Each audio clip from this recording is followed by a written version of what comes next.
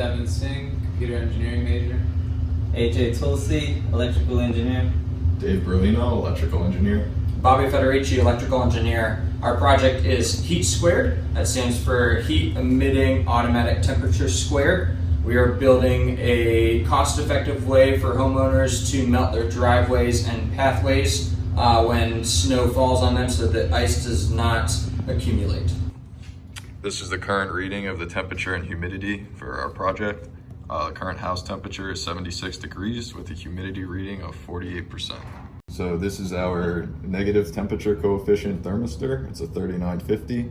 And this is our DHT11 humidity sensor. This is currently our breadboard configuration for our project.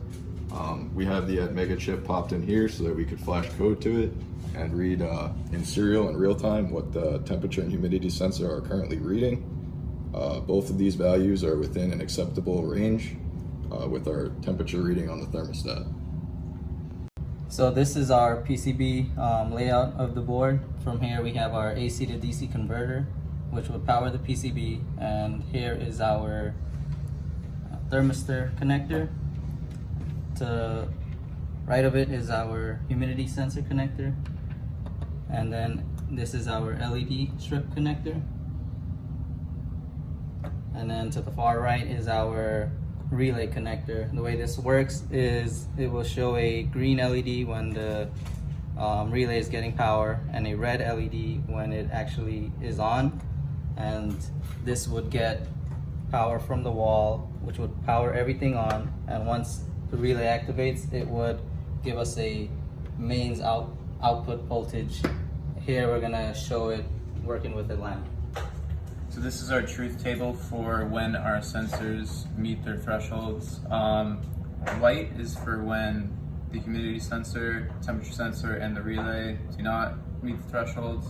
Blue is for when the temperature sensor meets the threshold. Green is where only the humidity sensor reaches the threshold.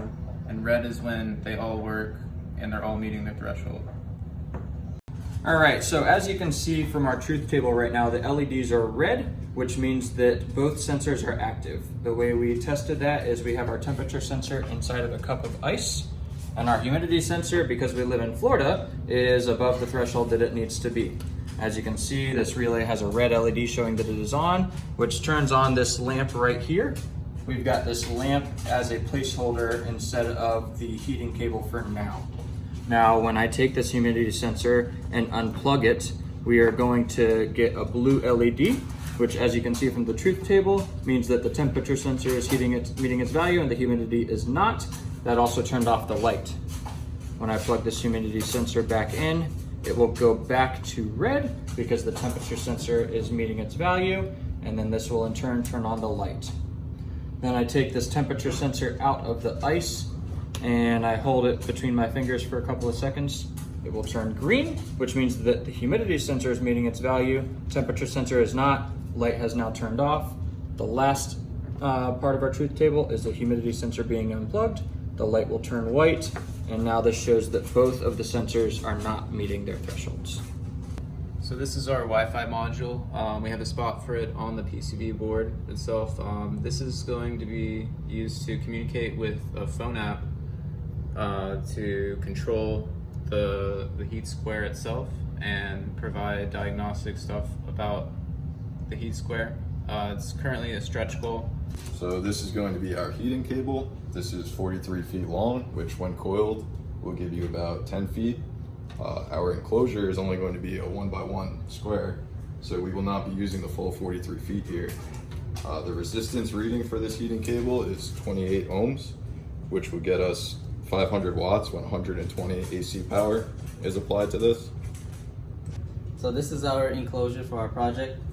The way it's going to work is down here is going to be our electronics cavity, and we've made it in a way where we can mount all of our electronics on here onto this plexiglass and put it back in here. That way, if we need to service any parts or whatever the case is, we can go ahead and just access everything through here. In the end, we're gonna cover this all up, and there's gonna be inside here is gonna separate the electronics cavity from the actual heating element. The cables are gonna run through here, and we'll make an outlet for them to come out. The excess will come out the back. Then we were gonna use here, these are the pavers. We're gonna lay these on top, and in between we're gonna put some concrete fines. And once these pavers are in the correct spot, we're gonna have another strip of wood to separate the LEDs, which will also be flush on the top to give us an indication.